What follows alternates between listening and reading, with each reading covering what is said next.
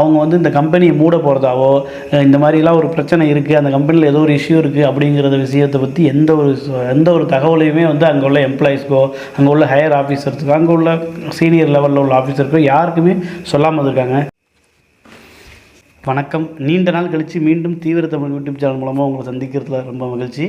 இது வரைக்கும் ஐடி கம்பெனியில் விட்டு வேலையை விட்டு தூக்குறாங்க, ஐடி கம்பெனியிலேருந்து நிறைய பேர் ரிலீவ் பண்ணுறாங்க, ஒரு கம்பெனியை மூடுறாங்க அப்படிங்கிறதுலாம் வெளிநாட்டுகளில், வெளி மாநிலங்களில், எங்கேயோ நியூஸ் பேப்பரில் எங்கேயோ நடக்கிற மாதிரி தான் பார்த்துருப்போம். ஆனால் நம்ம தமிழ்நாட்டில் இது போல் சம்பவங்கள் நடந்திருக்கு.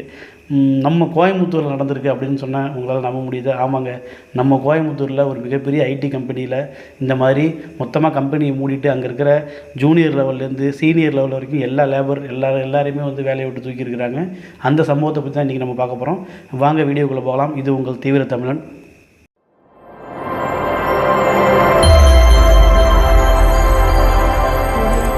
யூஎஸ் பேஸ்டு கம்பெனி தாங்க இந்த ஃபோக்கஸ் எடுமேட்டிக் ஐடி கம்பெனிங்கிறது. இது வந்து கோயம்புத்தூரில் ஒரு 2 இடத்துல வந்து இந்த கம்பெனி ப்ளேஸ் பண்ணியிருக்கிறாங்க. 2010 நினைக்கிறேன். 2010 இந்த கம்பெனி வந்து ரன் பண்ணிகிட்ருக்காங்க. கிட்டத்தட்ட ஒரு 15 வருஷமாக நம்ம தமிழ்நாட்டில் இந்த கம்பெனி ரன் ஆகிட்டுருக்கு. இது வந்து ஒரு யூஎஸ் பேஸ்டு கம்பெனி. ஆனால் தமிழ்நாட்டில் இந்த கம்பெனி ரன் ஆகிட்டுருக்கு. இதோடைய ஹெட் குவார்ட்டர்ஸ் பார்த்திங்கன்னா கர்நாடகாவில் இருக்குங்க. அங்கே இருக்கிற நிறைய படித்த இளைஞர்களுக்கும் புதுசாக நிறைய திருமணமானவர்களுக்கும் கப்புள்ஸாகவே நிறைய பேர் அங்கே கம்பெனியில் வேலை பார்க்குறாங்க. ஒரு குடும்பமே வந்து கணவன் மனைவி 2 பேருமே அந்த கம்பெனியில் வேலை பார்க்கக்கூடிய அளவில் ஒரு பெரிய லெவலில் இருக்கிற ஒரு கம்பெனி.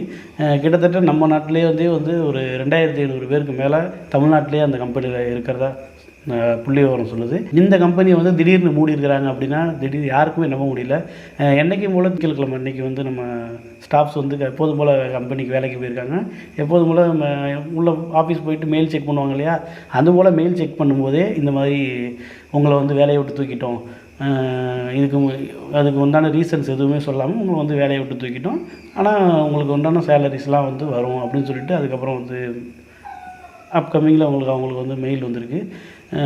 நீங்கள் இதுக்கு மேலே கம்பெனிக்கு வர தேவையில்ல, கம்பெனியை மூட போகிறோம் அப்படின்னு சொல்லிட்டு ஒரு மெயில் வந்திருக்கு. ஆனால் எந்த டீட்டெயிலாக எதுவுமே வராமல் அவங்கள வந்து வேலையை விட்டு தூக்கிட்டோம் அப்படின்னு சொல்லிட்டு மெயில் வந்திருக்கு. அந்த மெயிலை பார்த்தோடனே அவங்களோட மனநிலை எப்படி மாறி இருக்கும், அங்கே அவ்வளோ ஸ்டாஃப்ஸ் போயிருக்காங்க, அவங்களுக்கு எப்படி இருந்திருக்கும் அப்படிங்கிறத பற்றி நம்மளால் ஒன்றும் யோசித்து கூட பார்க்க முடியல. ஆனால் இதை பற்றி அந்த கம்பெனி மேனேஜ்மெண்ட் சைட்லேருந்தோ எங்கேருந்தும் எந்த தகவலும் வராதனால இவங்களும் நிறைய பேருக்கு அங்கே உள்ள ஹையர் ஆஃபீஸர்ஸுக்கு, அவங்களுடைய மேனேஜர்ஸுக்கு, அவங்களுடைய சிஇஓக்கு அவங்களுக்கெல்லாம் அடிக்கிற கால்லாம் ட்ரை பண்ணியிருக்காங்க. ஒன்றுமே நடக்கலை. இப்போ அவங்க எல்லாருமே வந்து மொத்தமாக வந்து போராட்ட காலங்களுக்கு வந்துட்டாங்க. நிறைய பேர் போராட ஆரம்பிச்சிட்டாங்க. வெளியில் வந்துட்டு நிறைய ப்ராட்டஸ்ட்லாம் பண்ணுறாங்க. இது எந்த மாதிரியான போக்கு அப்படிங்கிறது தெரியல. அங்கே வேலை பார்த்த மொத்த எம்ப்ளாயோட வாழ்க்கையே வந்து இப்போ வந்து கேள்விக்குறியாயிருக்கு. அங்கே இருக்கிற எல்லாருமே வந்து ரொம்ப கஷ்டப்படுற, எப்படி சொல்லுவாங்க அதுக்கு பேர், அவங்களுடைய அடுத்த கட்ட நகர்வு, அடுத்து அவங்க என்ன பண்ணுறது அப்படின்னே தெரியாமல் அவங்க வந்து முழிச்சிக்கிட்டு இருக்கிறாங்க.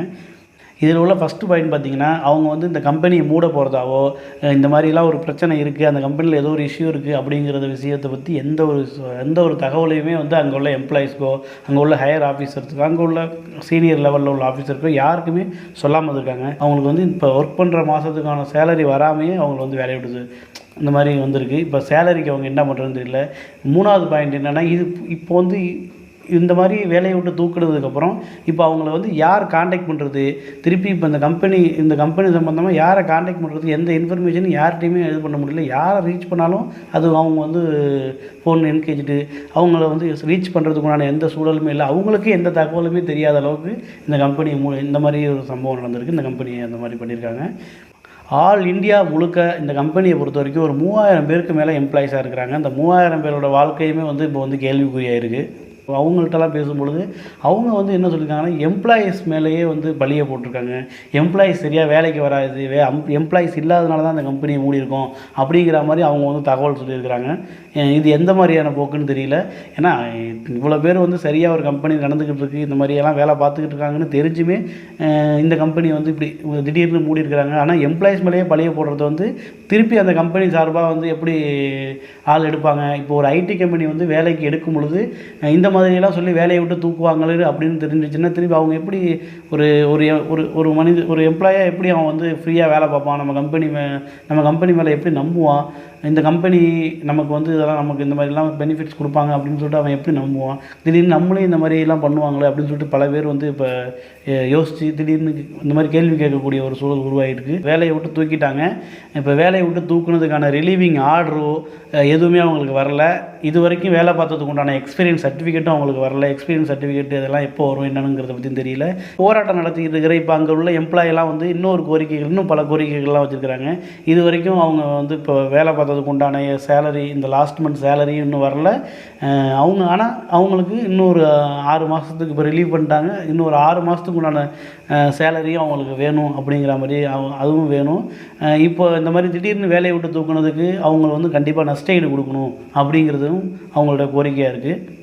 அவங்க எல்லாம் இதையெல்லாம் வந்து அவங்களுக்கு செஞ்சு கொடுக்குறதா வந்து எழுத்துப்பூர்வமாக அவங்களுக்கு உத்தரவாதம் கொடுக்கணும் அப்படின்னு சொல்லிட்டு இங்கே போராட்டம் நடத்திக்கிட்டு இருக்கிற ஐடி எம்ப்ளாயீஸ் அவங்களாம் வந்து தெரிவிச்சிருக்கிறாங்க. இந்த மொத்த பிரச்சனைக்கு வந்து ஒரு 2 காரணங்கள் தாங்க பெரிய காரணங்களாக சொல்கிறாங்க. ஒன்று வந்து அமெரிக்காவில் ட்ரம்ப் வந்து பதவியேற்பு. ட்ரம்ப் வந்து உள்ளே வந்ததுக்கப்புறம் தான் இந்த மாதிரியான பிரச்சனைகள், இந்த திடீர்னு இந்த மாதிரியான பிரச்சனைகள்லாம் இருக்குது.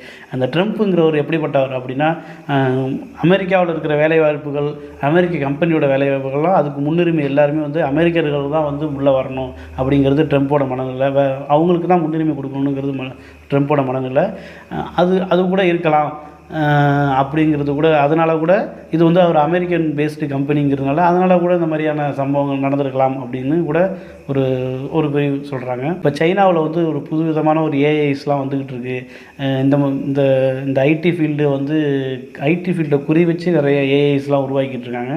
இந்த மாதிரியான ஏஐ உருவாக்கம், இந்த மாதிரியான அறிவியல் வளர்ச்சி இதனால் கூட இந்த மாதிரியான எம்ப்ளாயிஸை வந்து வேலையை விட்டு தூக்கியிருக்கலாம். இந்த மாதிரி எம்ப்ளாயி இந்த மாதிரி கம்பெனியெல்லாம் மூடி இருக்கலாம். இந்த ஏஐ வளர்ச்சினால கூட எம்ப்ளாயி தூக்கியிருக்கலாம் அப்படின்னு கூட சொல்கிறாங்க. இதுக்கப்புறம் என்னென்ன மாதிரியான நகர்வுகள் போகுது அப்படிங்கிறத தொடர்ந்து பார்க்கலாம். தொடர்ந்து இணைந்திருங்கள். தீவிர தமிழ் யூடியூப் சேனல். நன்றி, வணக்கம்.